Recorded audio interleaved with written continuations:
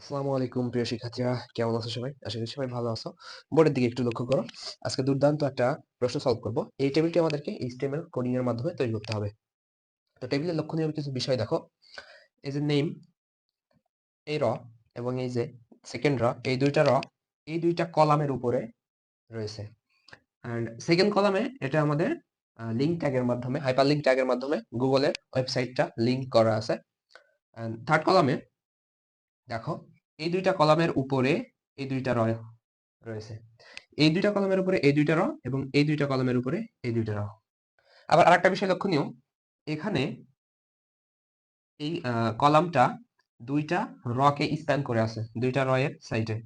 আবার এই কলামটা বা এই রটা এখানে দেখো, এই পারে একটু লক্ষ্য করো, এখানেও দুটা রকে স্প্যান করে আছে। আর মাঝখানের এই কলামটা বরাবর তিনটা রকে স্প্যান করে আছে। দেখো মাঝখানের রটা বরাবর তিনটা রকে স্প্যান করে আছে, অর্থাৎ আমি যদি এই কলামে ধরি তাহলে এখান থেকে এই পর্যন্ত একটা র হতো।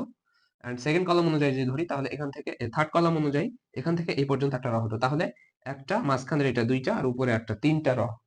তো এই মাঝখানের কলামটা তিনটা রকে স্প্যান করছে। তো এগুলো এখন আমরা HTML কোডিং এর মাধ্যমে দেখব। বেসিক স্ট্রাকচার লিখছি না, একদম টেবিল থেকে শুরু করছি, কারণ বেসিক স্ট্রাকচার তোমরা সবাই জানো। প্রথমে ডক টাইপ, তারপরে HTML, তারপরে হেড, বডি, এগুলো তোমরা জানো। সো আমি টেবিল থেকে শুরু করছি। টেবিল, টেবিলের পরে আমাদের টেবিলের জন্য যে বেসিক অ্যাট্রিবিউট গুলো দরকার, যেমন বর্ডার, সেগুলো নেব। Border value 1 px। দেন আরেকটা প্রয়োজন, সেটা হচ্ছে সেল স্পেসিং।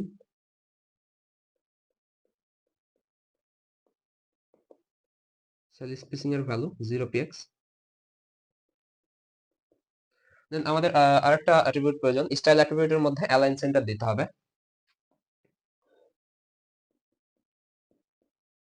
স্টাইলের মধ্যে আমাদের অ্যালাইন সেন্টার দিতে হবে।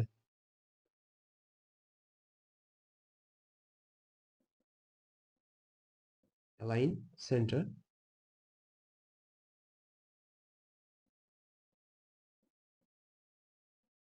এই হচ্ছে আমাদের টেবিল ট্যাগের যে অ্যাট্রিবিউট গুলো প্রয়োজন ছিল টেবিল ট্যাগের ওপেনিং এ, সেগুলো দিয়ে নিলাম। এখন এখান থেকে আমরা একটা র নেব, টেবিল র।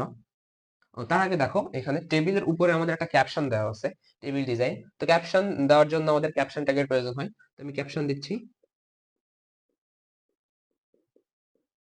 ক্যাপশন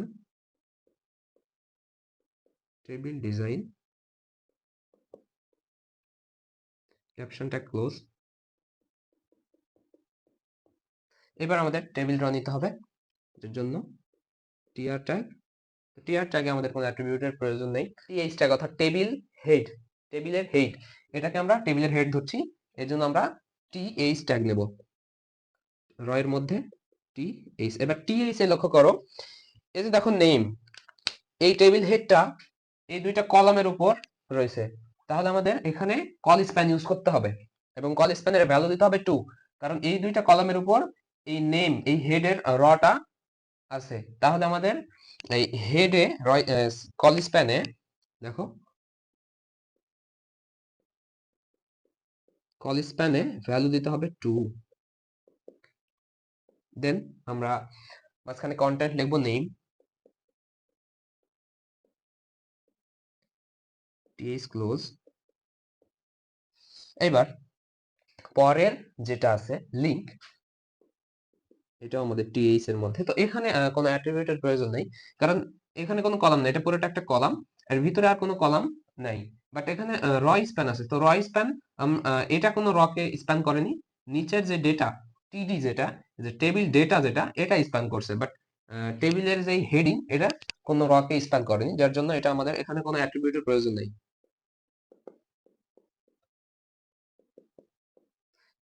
এবার থার্ড রো এর জন্য, থার্ড কলামের জন্য, এই যে গ্রুপ থার্ড কলামে আছে, তো এটার জন্য আমাদের আবার আরেকটা টিএইচ প্রয়োজন। এই টিএইচ এ আবার কল স্প্যান দিতে হবে। কেন কল স্প্যান দিতে হবে দেখো, এখানে দেখো 1 2, এই দুইটা কলামকে, এই দুইটা কলামের উপরে আছে, এই গ্রুপ হেডিংটা এই দুইটা কলামের উপরে আছে, যার জন্য এখানেও কল স্প্যান দিতে হবে। কল স্প্যান ভ্যালু হচ্ছে 2, close, then group is close. আচ্ছা, আমাদের হেডিং এর কাজটা কমপ্লিট। এখন আমরা টেবিল ডেটা নেব। তো টেবিল ডেটাই যেটা প্রথমে লক্ষ্য করবে, দেখো এখানে এই যে আলী, এই আলিটা যেই কলামে বা রতে আছে, এই আলির এই কলামটা বা রটা নিচের দিকে দেখো দুইটা কলামকে স্প্যান করছে, দুইটা কলামের উপরে আছে। তো এখানে কল স্প্যানটা প্রয়োজন। আবার এদিকে লক্ষ্য করো, এইদিকে, পরের ওইদিকে, এইদিকে দেখো তো, এটা কি কোনো রকে স্প্যান করছে?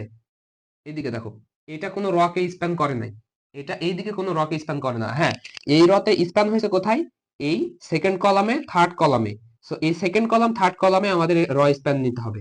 বাট এটা এখনো কোনো এইদিকে কোনো রকে স্প্যান করে নাই, শুধু কলামের উপর স্প্যান হয়ে আছে। সো এখানে কল স্প্যানটা শুধু দিলেই হয়ে যাবে। তাহলে আমাদের এই টিয়ারটা প্রথমে ক্লোজ হবে, দেন সেকেন্ড টিয়ার এখানে। এবার আমি নেব টিডি। এই টিডিতে কল স্প্যান ভ্যালু হচ্ছে 2,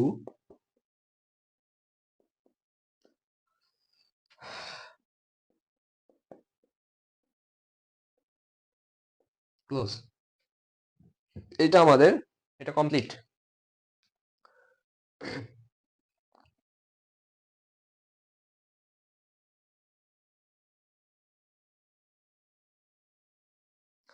দেন এরপরে আমাদের এটা প্রয়োজন, লিংক করতে হবে আমাদেরকে, গুগল এর লিংকটা টেবিলের মধ্যে লিংক আপ করতে হবে। তার জন্য আমি আরেকটা টিডি নিচ্ছি। এই টিডিটা একটু লক্ষ্য করো, ভালোভাবে একটু লক্ষ্য করো। সেকেন্ড কলামের এই টিডিটা কোনো কলামকে স্প্যান করেনি, বাট তিনটা রকে স্প্যান করছে। তো এখানে র স্প্যানের ভ্যালু দিতে হবে 3। তাহলে টিডির মধ্যে র স্প্যান ভ্যালু হচ্ছে 3, টিডিটা ক্লোজ। এবার আমাদের হাইপার লিঙ্ক, যেহেতু লিঙ্ক ইন করতে হবে, সেহেতু আমাদের হাইপার লিঙ্কটাকে ইউজ করতে হবে। তো হাইপার লিঙ্কে শুরু হয় এ দ্বারা, দেন এর মধ্যে আমাদের অ্যাট্রিবিউট দিতে হয়।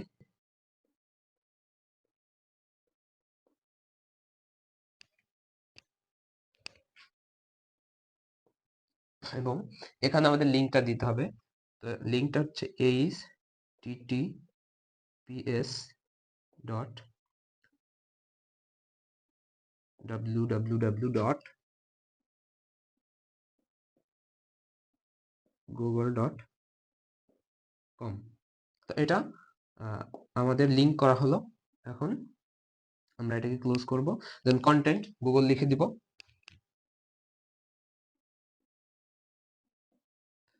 দেন প্রথমে হাইপার লিঙ্ক ট্যাগটা ক্লোজ হবে, তো এটাকে ক্লোজ করে দেন পরে আমরা টিডিটাকে ক্লোজ করব। এই হচ্ছে আমাদের লিঙ্ক করা কমপ্লিট। লিঙ্কের পরে এখন এই যে দেখো, এই সেকেন্ড থার্ড কলামের এই H2O এটা লিখতে হবে। এটা দেখো, থার্ড কলামে এটা লিখতে হবে। তাহলে থার্ড কলামে এই রটাতে একটা বিষয় লক্ষ্য করো, সেটা হচ্ছে প্রথমত এই একটা র এই পারে দেখো দুইটা রকে স্প্যান করছে, দুইটা র জুড়ে একটা র তৈরি হয়েছে। আবার নিচের দুইটা কলাম জুড়ে উপরের ওই একটা কলাম তৈরি হয়েছে। তাহলে এখানে র স্প্যান কলাম স্প্যান দুটোই প্রয়োজন।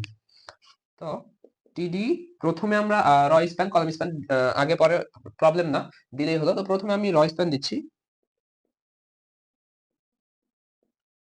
র স্প্যানের ভ্যালু কত? 2।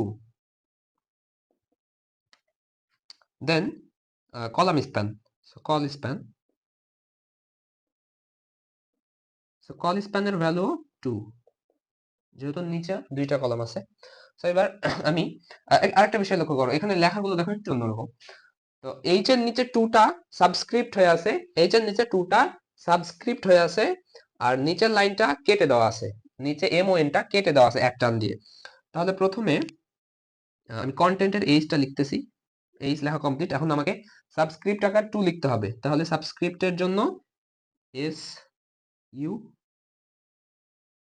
ট্যাগ, দেন এখানে 2, এটা ক্লোজ, SUB-টা ক্লোজ, দেন ও ও, তারপরে আমরা এই টিডিটাকে ক্লোজ করি, সরি টিডিকে ক্লোজ করব না। এখন দেখো পরের লাইনে আমি যদি এখানেই এই MON টা লিখি তাহলে এটা কিন্তু এইভাবে নিচে আসবে না। সো এই নিচে আনার জন্য আমাকে এখানে ব্রেক ট্যাগের ইউজ করতে হবে, বিআর ট্যাগের ব্রেক করতে হবে। আমরা লাইনটা ব্রেক করবো এই জন্য বিআর ট্যাগটা ইউজ করলাম। এখন এটা আবার দেখো একটানে কেটে দেওয়া আছে। সো এরকম কেটে দেওয়ার জন্য এস ট্যাগের ইউজ করতে হয়। এস ট্যাগের মধ্যে আমি এখন কন্টেন্ট দেবো MON, দেন এস ট্যাগ ক্লোজ। আমরা জানি বিআর ট্যাগের কোনো ক্লোজ হয় না। সো এখন আমরা সিম্পলি এই টিডি ট্যাগটাকে ক্লোজ করে দেব। কমপ্লিট। এখন নিচের যে বিষয়টা এখানে দেখো, এখানে আমার PQ একটা কলাম এবং A subscript, B subscript, C subscript, D, অর্থাৎ প্রত্যেকটা একটা আরেকটার অনুচিহ্নে লেখা আছে। এই দুইটা কলাম। তাহলে আমার দেখো এই রটা কমপ্লিট, এই যে দেখো টিআরটা কমপ্লিট, এই টিআর কমপ্লিট। সো আমি এখানে টিআরটাকে ক্লোজ করে দিচ্ছি। দেন আরেকটা টিআর নেব, নতুন একটা টিআর। এইটার মধ্যে এখন আমাকে এটা লিখতে হবে। এবার দেখো এই দুইটা কলাম আবার দেখো, এই যে এইখানে দেখো দুইটা রকে স্প্যান করছে। সো এখানে আমার র স্প্যান ইউজ করতে হবে। তাহলে এখানে প্রথমে টিডির মধ্যে র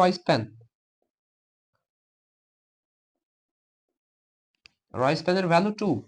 কারণ দেখো এখানে দেখো এই কলামটা এইদিকে দেখো দুটা রকে স্প্যান করছে। এই যে আমি যদি দাগ টানি তাহলে এটা একটা কলাম হবে, এই বরাবর এটা সরি এই বরাবর এটা একটা র হবে, তার উপরে এই যে এই দাগ যদি এই পারে সম্পূর্ণ করি তাহলে এটা আরেকটা র হবে। সেই জন্য র স্প্যান হবে 2। তাহলে এখানে আমার এবার পি, সো পি এর পরে কিউটা ব্রেক হয়ে আছে। সো বিআর ট্যাগ ইউজ করতে হবে, দেন কিউ, দেন আমার টিডিটা ক্লোজ, দেন আরেকটা এই যে এটা টিডি। এখানেও সেম কাহিনী, আমাদের র স্প্যান দিতে হবে 2। এখানে যদি র স্প্যান না দিই তাহলে এখানে ছোট্ট একটা ফল্ট দেখাবে। টেবিলটা যখন আউটপুটে নেব, যখন আমি কোডটা রান করব তখন এখানে একটা ফল্ট দেখাবে। এই জন্য আমাকে এখানেও র স্প্যান নিতে হবে। দেন আমি লিখছি এর সাবস্ক্রিপ্ট আকারে বি লেখা আছে। সো SUB, দেন বি। তো এটা আমি এখন ক্লোজ করছি না। ক্লোজ করলে কি হবে, ক্লোজ করে যদি আবার নতুন করে সাবস্ক্রিপ্টের ওই ট্যাগটা ওপেন করে দিই তাহলে এরকম আসবে না, তখন আসবে এরকম AB, দেন সবগুলো বি এর এই লাইনে লেখা হয়ে যাবে এরকম। সো এরকম করা যাবে না, যার জন্য ট্যাগের ক্লোজিং না করে আবার ওপেনিং করতে হবে। দেন লাস্টে গিয়ে সবগুলো ট্যাগ একসাথে ক্লোজ করতে হবে। দেন আবার ওপেন, দেন এখানে সি, দেন আবার ওপেন, দেন এখানে ডি। এবার সবগুলো এক একে ক্লোজ করব। তাহলে 1 2 3, তিনটা ট্যাগ ওপেন হয়েছে। সো তিনটাকেই ক্লোজ করতে হবে। Close, close, close. এবার টিডি ক্লোজ। এই তো আমাদের এই এখন একটু বিষয় লক্ষ্য করো। এখন এই টেবিলটা আমাদের পুরোটাই কমপ্লিট, শুধু এই 1 আর 2 এখানে দুইটা কলাম বাকি আছে। সো এখন এই দুইটা কলামের জন্য আলাদা আর একটা টেবিল ড্র নিতে হবে। যদি এটার মধ্যেই দিই তাহলে এটা এখানে না হয়ে এই সাইডে আরেকটা এখানে কলাম তৈরি হবে, যার জন্য এই টিয়ারটা ক্লোজ করে নতুন আর একটা টিয়ারের মধ্যে ওটা লিখতে হবে। তো টিয়ার নিলাম, এবার টিডি। এখানে আর কোনো অ্যাট্রিবিউটের প্রয়োজন নেই, শুধু 1 টিডির ক্লোজ, দেন আরেকটা টিডি 2 টিডির ক্লোজ। এই আমাদের টেবিলটা কমপ্লিট। এখন আমরা ডিরেক্ট এখানে এই টিআরটা ক্লোজ করব, তারপরে টেবিলটা একটা ক্লোজ করে দেব। তাহলে আমাদের টেবিলের জন্য, এই টেবিলটা তৈরির জন্য যে কোডটা প্রয়োজন ছিল সেটা লেখা কমপ্লিট। তো কোডটা ঠিক হয়েছে কিনা আমরা এটা বোর্ডে লিখছি। এই কোডটা এখন অ্যাপ্লিকেশনে লিখে আমরা রান করাবো, দেন দেখবো যে আউটপুটে ঠিক ওই রকম টেবিল পাচ্ছি কিনা। তো চলো একদম অ্যাপ্লিকেশনে চলে যাচ্ছি।